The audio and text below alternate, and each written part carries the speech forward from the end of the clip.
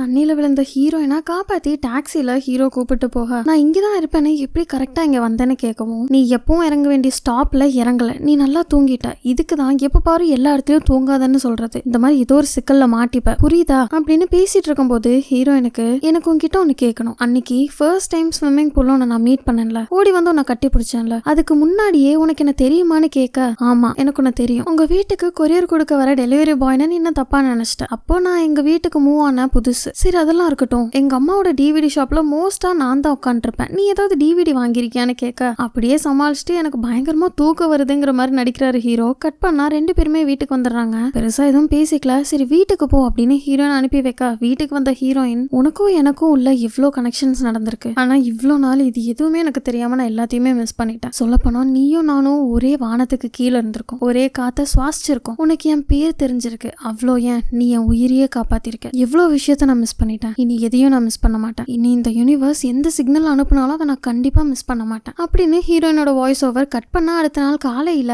Hero நல்லா தூங்கிட்டு இருக்கா, ஹீரோயின் ஹீரோட பேரையே கத்திட்டு இருக்காங்க, என்னன்னு வெளியில வந்து பார்த்தா அங்க பாரு ரெயின்போ தெரியுதா அப்படின்னு கேட்க ஹீரோ இப்பதான் தூங்கி வந்துட்டு இருக்கனால கண்ணு ரொம்ப கூசுது, இல்ல ஒன்னும் தெரியலன்னு சொல்லிடுறாரு. அப்புறம் அவர் பாக்கணுங்கிறதுக்காக ஹோஸ் எடுத்து சுத்தி தண்ணியை திருப்பி விட அந்த கூலிங்ல அவரும் ரெயின்போவை பாக்குறாரு. ஆனா இதுல கூத்து என்னன்னா கீழே ஹீரோயினோட அம்மா தண்ணியை வேஸ்ட் பண்றலின்னு மேல வந்து ஹீரோயினை மொத்த அந்த சலசலப்புல காய் போட்டிருந்த துணியில ஹீரோயினோட இன்னர் பறந்து ஹீரோ காலுக்கடியில விழுந்துடுது. ஸ்கூலுக்கு போகும்போது அதை ஒரு கவர்ல போட்டு டீசெண்டா ஹீரோயின் கிட்ட கொடுக்க அதை பார்த்துட்டு ஹீரோயினுக்கு ரொம்ப எம்பாரசிங்கா போயிடுது. ஐயோ இது என்னோடது இல்ல என் பாட்டியோடது, பிங்க் அவங்களோட ஃபேவரட் கலர் அப்படின்லாம் சொல்ல அது யாரோடதுன்னு நான் கேட்கவே இல்லையே அப்படின்னு ஹீரோ நடந்து போகிறாங்க. யோ சொதப்புறனே, சரி அதெல்லாம் இருக்கட்டும், நேத்து நான் காப்பாத்தினதுக்கு ரொம்பவே தேங்க்ஸ், கூடவே சாரி, நேத்தே நான் உனக்கு தேங்க்ஸ் சொல்லியிருக்கணும், இவ்வளோ லேட்டா சொல்றதுனால சாரி அப்படின்னு ஹீரோயின் சொல்ல நீ நேத்தே தேங்க்யூ சொல்லிட்ட, இவ்வளோ ஃபார்ம்ல நீ தேங்க்ஸ் சொல்லணும்னு அவசியமே இல்லைன்னு பேசிட்டே வந்துட்டு இருக்கும் போது ஆப்போசிட்ல ஒரு டூ வீலர் வருது. அது ஹீரோ மேல இடிச்சிடக்கூடாதுன்னு வழக்கமா ஹீரோக்கள்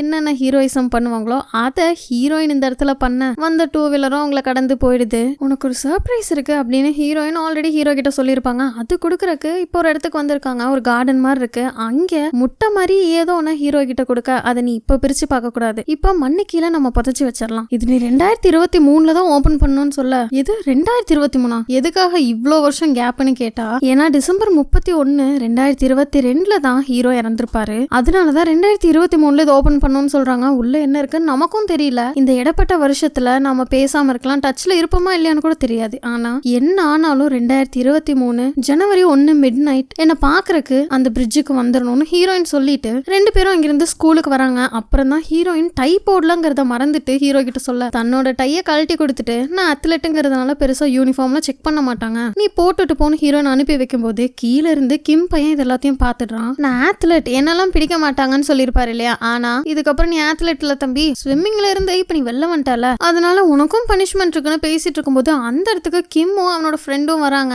ஆரம்பத்துல கிம் வேற ஸ்கூல்ல சேர்ந்த பையன் சொல்லியிருப்பேன், ஆனா கிம்மும் இதே ஸ்கூல் தான் போல, ஸ்கூலுக்கே வராம நிறைய லீவ் போடுற பையன், ஆனா இப்ப ஹீரோயினை லவ் பண்ணதுல இருந்து அதிகமா ஸ்கூலுக்கு வரான், அதனாலதான் இவனை பார்த்துன்னே பிடி டீச்சர் கூட வாப்பா மகாராசா நீயும் வந்துட்டியா உனக்கும் பனிஷ்மெண்ட் உண்டுன்னு கிரவுண்டு சுத்தி ஓட வைக்கிறாங்க. அப்படி எல்லாரும் ஓடிட்டு இருக்கும்போது கிம் வாலண்டியரா ஹீரோ கிட்ட வந்து உனக்கு என் கேர்ள் ஃப்ரெண்ட் கிட்ட என்ன வேலை, ஆமா தண்ணியில வேகமா நீச்சல் அடிச்சு நிலத்துல ரொம்ப ஸ்லோவா இருக்கிற மாதிரி ஸ்விம்மர்னால தரையில ஸ்பீடா ஓட முடியாதுன்னு கேள்விப்பட்டிருக்கேன், அப்படியா அப்படின்னு வேணும்னே ஹீரோவை பயங்கரமா நக்கல் அடிக்கிறான். ஹீரோ பயங்கர வேகமா ஓட கிம்மால ஈடு கொடுக்கவே முடியல, கீழே விழுந்தாலும் மீசையில மண்ணோட்டலங்கிற கதையா கிம் மறுபடியும் எழுந்திரிச்சு பனிஷ்மெண்ட் தொடர பனிஷ்மெண்ட்லாம் முடிஞ்சு மற்ற ஸ்டூடெண்ட்ஸ் கிளாஸுக்கு போயிட ஹீரோவும் கிம்மும் மட்டும் ஹேண்ட் வாஷ் பண்ற ஏரியால இருக்காங்க. அப்ப வேணும்னே கிம் ஹீரோ கிட்ட வம்பிழுக்க டென்ஷன் ஆனாலும் பெருசா எதுவும் பண்ணாம ஹீரோ அங்கிருந்து போயிடுறாரு. அந்த இடத்துக்கு கிம்மோட ஃப்ரெண்டு வந்து என்ன மச்சான் ஸ்கூலுக்கே வரமாட்டேன், இப்ப அந்த பொண்ணு லவ் பண்ணதுல இருந்து டெய்லியும் ஸ்கூலுக்கு வர, ஸ்மோக் பண்றது இல்ல, மத்த பொண்ணுங்களை பார்க்க போலாம் வாடானாலும் நீ வரமாட்டேங்கிற, சின்சியர் லவ்வா அப்படின்லாம் பேசிட்டு இருக்க. கட் பண்ணா ஹீரோட வீட்டுல ஹீரோட அப்பா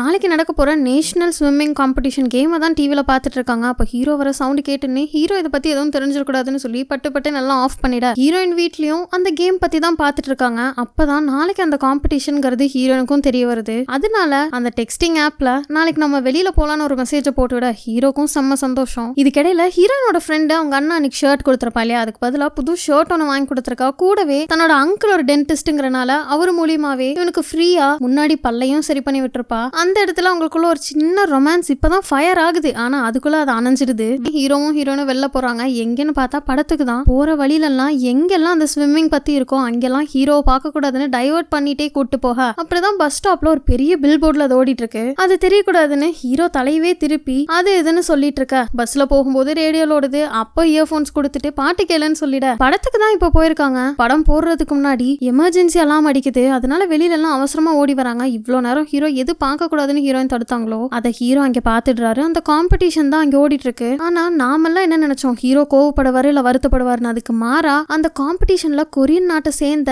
தன் கூடயே பிராக்டிஸ் பண்ண இன்னொருத்தன் ஜெயிக்க போறான்னு தெரிஞ்ச உடனே ஹீரோ ரொம்பவே சந்தோஷப்பட்டு கை தட்டுறாரு. இப்போ 2 பேரும் தனியா பேசிட்டு இருக்காங்க. அப்பதான் ஹீரோயின் இந்த கேமை பத்தி தான் பாத்திரக்கூடாதுன்னு இவ்வளவும் பண்ணிருக்காங்கன்னு தெரிய வருது. அவங்க அப்பாவும் இதை தான் நேத்து பண்ணிருப்பாரு. இதுக்காக நீங்க 2 பேரும் இப்படி பண்றீங்க, நான் அதை பார்த்தா வருத்தப்படுவேன்னா? அப்படி நடக்காது. ஏன்னா நான் அது பண்ணிட்டு இருக்கும் போது எனக்கு அவ்வளவு சந்தோஷம்லாம் எதுவும் பெருசா இருந்ததில்ல. அதனால இப்ப அதை ஸ்டாப் பண்ண மேலும் எனக்கு அவ்வளவு பெரிய வருத்தம்லாம் இல்ல அப்படின்னு ஹீரோ சொல்லிடுறாரு. படம்லாம் பார்த்துட்டு வீட்டுக்கு நடந்து வந்துட்டு இருக்கும் போதுதான் ஹீரோயின் படம் நல்லா இருந்ததுல, முதல்லலாம் ஒரு நாளைக்கு 2-3 படம் பார்ப்பேன். அப்ப இருந்து எனக்கு டைரக்டர் ஆகணும்னு தான் கனவு அப்படின்னு சொல்ல, அப்ப இப்பன்னு நீ என்ன கிளவி மாதிரி பேசிட்டு இருக்க, இன்னும் உனக்கு வயசு இருக்கு, எக்ஸாம்ஸ் எழுதி டைரக்டர் ஆகலாம், நானும் எக்ஸாம் எழுத போறேன் பிடி டீச்சர் ஆகிறதுக்குன்னு சொல்ல, பிடி டீச்சரா எங்க அண்ணா கூட அந்த எக்ஸாம் தான் முடிச்சிருக்கான் அப்படின்னு 2 பேரும் பேசிட்டே போக ஹீரோனோட அம்மா ஒருத்தர் கூட பேசிட்டு இருக்காங்க. அதுதான் அவங்க அப்பான்னு நினைச்சு ஹீரோ வணக்கம் வைக்க போக அவரை இழுத்துட்டு வந்து 2 பேரும் ஒரு இடத்துல ஒளிஞ்சுக்கிறாங்க. ஏன்னா இது ஹீரோனோட அப்பா இல்ல, அவர் ஆல்ரெடி இறந்துட்டாரு. அவர் ஒளிஞ்சிட்டு இருந்த இடத்துல ஒரு வண்டி இருக்கும், அதுக்கு பின்னாடி தான் மறைஞ்சிருப்பாங்க. அந்த வண்டியை சடனா எடுத்துற என்ன பண்றதுன்னு தெரியாம லேம்ப் போஸ்ட்டுக்கு பின்னாடி ஒருத்தர் மேல ஒருத்தர் எப்படி நின்னுட்டு இருக்காங்க பாருங்க. சரி ஹீரோ அம்மா கிட்ட பேசிட்டு இருந்தாரு, அவர் யாருன்னு பார்த்தா அவங்க கொஞ்சம் நெருக்கமா தான் இருக்காங்க. ஆனா யாருன்னு இன்னும் சரியா தெரியல. அம்மா போயிட்டாங்க கீழே இறங்கு அப்படின்னு சொல்லவும் ஹீரோயின் மேல நின்னுட்டு இருந்ததுனால காலை ஹீரோ தலையிலேயே வச்சு எப்படியோ ஒரு வழியா கீழே இறங்கிட. இப்போ ஹீரோ வீட்டுக்கு போனா அவர் வரதுக்கு முன்னாடி வரைக்கும் ஸ்விம்மிங் காம்படிஷன் பார்த்துட்டு இருந்தப்பா அவர் வர சவுண்ட் கேட்டோன்னே போனை பாக்கெட்ல வச்சிடுறாரு. ஆனா ஏதோ ஆண்டனா வெளியில் நீட்டிட்டு இருக்கா. நீங்க இப்படிலாம் பண்ணணும்னு அவசியமே இல்லப்பா, எனக்கு எந்த வருத்தமும் இல்ல, நான் கவலையும் பட மாட்டேன், நீங்க தாராளமா டிவிலேயே பாருங்கன்னு டிவி எல்லாம் கனெக்ட் பண்ணி கொடுத்துட்டு போக பரவாயில்ல பையன் கொஞ்சம் மெச்சூர்ட் ஆயிட்டான்னு அவரும் கொஞ்சம் சந்தோஷமா ஃபீல் பண்றாரு. அடுத்த நாள் விடிஞ்சிடுது. ஹீரோயின் அந்த பிரிட்ஜு கிட்ட அவங்களோட பர்ஸையும் போனையும் தொலைச்சிருப்பாங்க ஒரு குடிகாரர் துரத்திட்டு வந்தப்ப. அதுக்கு தான் போலீஸ் ஸ்டேஷன்ல இருந்து கால் வந்திருக்கு. சரி போன் கிடைச்சிச்சுன்னு போய் பார்த்தா தொலைஞ்சு போன பர்ஸ் மட்டும் தான் கிடைச்சிருக்கு, போன் கிடைக்கல. புதுசா ஏதோ டெட் பாடி கேஸ்ன்னு போலீஸ் ஸ்டேஷன்ல அதை பத்தி தான் பரபரப்பா பேசிட்டு இருக்காங்க. நான் ஒரு கால் பண்ணிக்கிட்டோம்னு போலீஸ் ஸ்டேஷன்ல இருந்து யாருக்கோ கால் பண்ண ஆப்போசிட் சைட்ல அந்த கால் அட்டன் ஆகுது. ஆனா யாரும் எதுவும் பேசல. சரின்னு போனை வச்சுட்டு அந்த பிரிட்ஜுக்கே போய் பார்க்கலான்னு போனா அங்கே சரியான கூட்டம்.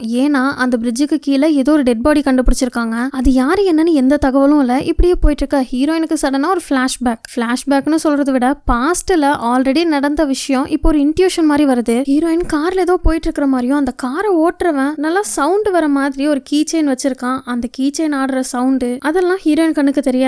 ஏன்னா அந்த கூட்டத்துல அந்த கீ செயின் யாரோ ஒரு ஆள் வச்சிருக்கான். அந்த ஆளோட முகத்தை இப்போ வரைக்கும் நமக்கு காட்டல. ஆனா அவன் நடந்துக்கிறது ரொம்பவே சஸ்பீஷியஸா இருக்கு. அங்கிருந்து அவன் இப்போ அவனோட கார் எடுத்துட்டு போக அந்த கார் ஒரு டாக்ஸி. கார்ல ஏறி உட்கார்ந்தவன் அதே கீ செயினை போட்டு வண்டியை ஸ்டார்ட் பண்ணி ஹீரோயினோட போனை எடுக்கிறான். அப்போ ஹீரோயினோட போனுக்கும் அவங்களுக்கு வந்து இன்ட்யூஷனுக்கும் இவனுக்கும் ஏதோ ஒரு பெரிய சம்பந்தம் இருக்கு. இன்னொரு பக்கம் ஹீரோயின் அவங்க அம்மா கூட மார்க்கெட்டுக்கு ஹெல்ப் பண்ணலான்னு சாமான் வாங்க போக அப்பதான் இது சம்மருங்கிறதுனால ஆப்பிள் எல்லாம் ரொம்பவே ட்ரையா இருக்கு. ஹீரோயினுக்கு ஆக்சிடென்ட் ஆனக்கு அப்புறம் கூட இந்த மாதிரி சம்மர்ல ஆப்பிள்ஸ் வாங்கியிருப்பாங்க. அப்போ ஹீரோயின் கால் வேலை செய்யாதுன்னா அவங்க அம்மா தான் முதுகுல தூக்கி வச்சு தூக்கிட்டு போயிருப்பாங்க. அது எல்லாமே ஹீரோயினோட ஞாபகத்துக்கு வருது. இப்போ அவங்க அம்மா கிட்ட ஏமா நீ யாராவது டேட் பண்றியா, ஒருவேளை அப்படி ஏதாவது இருந்தா அவர் நல்லவரா இருந்தா நீ தாராளமா டேட் பண்ணுமா, இதை பத்தியும் யோசிக்காத, நாங்க எல்லாரும் சப்போர்ட்டா தான் இருப்போம்னு நேத்து ஒருத்தரை பார்த்திருப்பாரு இல்லையா, அவரை மனசுல வச்சுட்டு பேசுறாங்க. இன்னொரு பக்கம் ஒரு கடையில ஒலிம்பிக் ரெஸ்லிங் காம்படிஷனை எல்லாரும் பார்த்துட்டு இருக்கா. அந்த இடத்துல தான் ஹீரோவும் ஹீரோனோட அண்ணாவும் இருக்காங்க. 2 பேரும் கையை கோர்த்துட்டு மெடல் கிடைச்சிருமா அப்படின்னு ரொம்ப ஆர்வமா பார்த்துட்டு இருக்கா. அப்புறம் தான் அண்ணன் கவனிக்கிறான் என்னன்னா ஸ்விம்மிங் பூலுக்கு ஒரு டைம் ஹீரோயின் பயங்கர போதையில வந்திருப்பாங்கல்ல, அப்ப ஹீரோ தான் ரிட்டர்ன் வீட்டுக்கு கூட்டு வந்து விட்டுருப்பாரு. நீ தானே என் தங்கச்சியை குடிக்க வச்சேன்னு பயங்கரமா தண்டனை கொடுத்துட்டு இருக்கா. ஏன்னா இவன் ஆல்ரெடி மிலிட்டரி சர்வீஸ் கம்ப்ளீட் பண்ணிருக்கான். ஹீரோவும் நான் இல்லன்னு எவ்வளவோ சொல்ல அண்ணன் கேட்கவே இல்ல.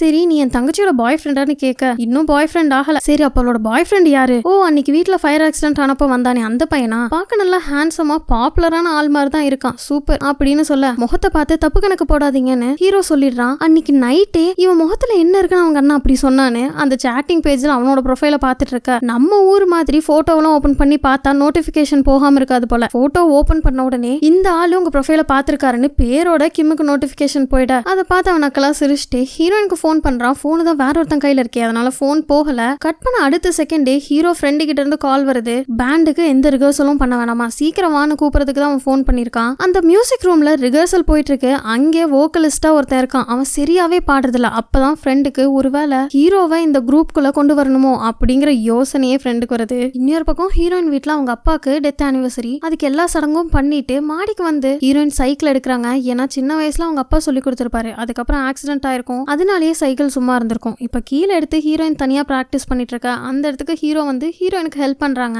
ஃபர்ஸ்ட் ரொம்பவே சொதப்பின ஹீரோயின் பரவாயில்ல உன்னால முடியும் நல்லா பண்றேன்னு பாசிட்டிவா சொல்ல ஆரம்பிச்ச மேல் சூப்பரா ஓட்டுறாங்க. அடுத்த நாள் எக்ஸாம்ஸ் வரனால படிக்கிறதுக்கு ஒரு இடத்துக்கு ஹீரோயின் போயிருக்காங்க. பாஸ்ட்ல நடந்து ஏதாவது ஞாபகம் வருதான்னு யோசிச்சு பார்க்க நடக்க போற எக்ஸாம்ல மேக்ஸ் ரொம்பவே கஷ்டமா இருக்கும். அதனால மத்த சப்ஜெக்ட்ல ஃபோக்கஸ் பண்ணி படிக்கலான்னு ஏதோ கொஞ்சம் நஞ்ச ஞாபகத்துல சரின்னு படிக்க ஆரம்பிக்க ஃப்ரெண்டுக்கு ஹீரோயின் அண்ணாவோட நினப்பாவே இருக்கு. ஐயோ இப்ப படிக்க வேணாம் வெளியில எங்கேயாவது போலான்னு வெளியில வந்தா அந்த இடத்துக்கு கிம் பையன் வரான். வேற வழியில 3 பேர் சேர்ந்து தான் போகணும். 3 பேரும் சேர்ந்து துணி கடைக்கு போயிருக்காங்க. அதே சமயம் ஹீரோவும் ஹீரோ ஃப்ரெண்டும் அந்த கடைக்கு தான் வந்திருப்பாங்க துணி வாங்கணும்னு. ஆனா இந்த டைம் ஃபார்மலா ட்ரெஸ் வாங்காம ஹீரோ ரொம்பவே ஃபேன்சியா ஒரு கோட் வாங்குறாரு. இன்னொரு பக்கம் 3 பேரும் அந்த கடைக்கு வந்துடுறாங்க. ஹீரோயின் ஹீரோவை பார்த்துட்டு கோட் சூப்பரா இருக்குன்னு பேசிட்டு இருக்க. கிம்முக்கு ரொம்ப கடுப்பு. ஆனா 2 பேரும் ஒரே மாதிரி கோட் போட்டிருக்க. எல்லாரும் நம்மள டேட் பண்றோம்னு நினைச்சுக்க போறாங்க. வேற ட்ரெஸ் மாத்துன்னு ஹீரோ கிட்ட சொல்றான். நான் ஏன் மாத்தணும் அப்படின்னு நோஸ் கட் பண்ணிட. இப்ப எல்லாரும் சாப்பிட போயிருக்காங்க. அங்க கூட கிம் போட்டி போடுறான். அப்போ ஹீரோக்கு ரொம்ப அதிக சுகர் இருக்கிற ட்ரிங்க் பிடிக்காதுன்னு ஹீரோயின் தன்னோட ட்ரிங்கை மாத்தி கொடுக்க. கிம்முக்கு இது கொஞ்சம் பொசசிவா தான் இருக்கு. கட் பண்ணா அன்னைக்கு சாயந்தரம் உங்களோட ராக் பேண்டோட ஒரு காம்படிஷன் பெர்ஃபார்மன்ஸ் போல. அந்த இடத்துக்கு சிங்கர் வரல அப்படின்னு ஃப்ரெண்டு வந்து சொல்ல என்ன பண்றதுன்னு தெரியாம முழிச்சிட்டு இருக்கும்போது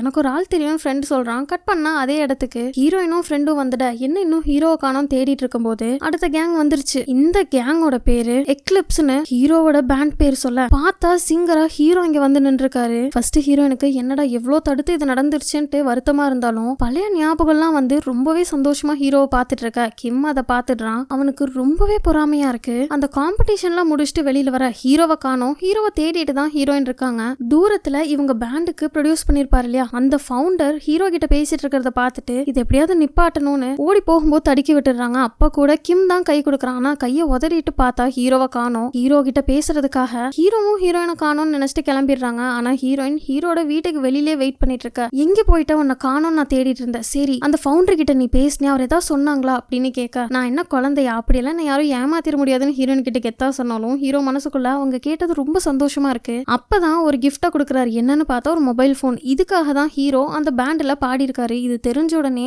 போய் ஒரு போனுக்காக பாடி இருக்கியா? எப்பவுமே உன்னை பத்தி மட்டும் யோசி. நீ ஏன் என்னை பத்தி யோசிக்கிற? இனிமேல் என்னை பத்தி நீ யோசிக்காத. என்னோட ஆசை என்ன தெரியுமா? நீ செல்ஃபிஷா இருக்கணும். நீ எப்போ உன்னை பத்தி மட்டும் தான் யோசிக்கணும்னு ஹீரோ மத்தவங்களை பத்தி யோசிச்சு தன்னை கண்டுக்காம ஃபியூச்சர்ல சூசைட் பண்ண மாதிரி ஆயிடக்கூடாதுன்னு நல்ல எண்ணத்துல சொல்ல ஹீரோக்கு நமக்குள்ள எதுவுமே இல்ல அப்படியே நீ என்னை பத்தி நினைக்கிறேங்கிற மாதிரி தப்பா கன்வே ஆயிடுது. அதனால போனை ஹீரோயின் கிட்ட கொடுத்துட்டு உனக்கு என்ன நான் என்னை பத்தி மட்டும் தான் யோசிக்கணும். உனக்கு வேணும்னா போனை யூஸ் பண்ணு. பிடிக்கலாம்னா தூக்கி எறிஞ்சிட்டு உன் இஷ்டம்னு போனை கொடுத்துட்டு உள்ள போயிட. ஹீரோயினுக்கு இது ரொம்பவே ஹர்ட் ஆயிடுது. அடுத்த நாள் ஸ்கூலுக்கு வழக்கமா அந்த பிளேயரை போட்டு பாட்டு கேட்டே போக அன்னைக்கு ஸ்விம்மிங் பூல ரெக்கார்ட் ஆயிருக்கும் இல்லையா இவங்க பேசினது அதுதான் பிளே ஆயிட்டு இருக்கு. ஐயோ இது இன்னும் இதுக்குள்ளதான் இருக்கா அப்படின்னு ஹீரோயின் ரொம்ப எம்பாரசிங்கா ஃபீல் பண்றாங்க. இந்த டைமாவது அதை கேள்மா தாயன்னு நமக்கு இருக்கும். அப்ப கரெக்டா ரோடு கிராஸ் பண்ண போகும்போது ஹீரோனுக்கு தான் வழக்கமா ரோடு கிராஸ் பண்றதுன்னா கொஞ்சம் பயமா இருக்கும்ல. அந்த இடத்துக்கு ஓடி வந்து ஹீரோ நிக்க ஹீரோன் ஒரு பக்கம் இயர்போனை மட்டும் கலட்டுறாங்க. அப்ப ஹீரோ என்ன பத்தி மட்டும் தான் யோசிக்கணும்னு நீ சொன்ன அப்படின்னா கிம் கூட நீ பிரேக்கப் பண்ண எனக்கு அதுதான் வேணும் அப்படின்னு நேர்ல ஹீரோ சொல்ல இன்னொரு பக்கம் அந்த ரெக்கார்டிங்ல எனக்கு ஒன்னு பிடிச்சிருக்குன்னு ஹீரோ சொன்னதும் ஹீரோயின் கேட்டுடுறாங்க.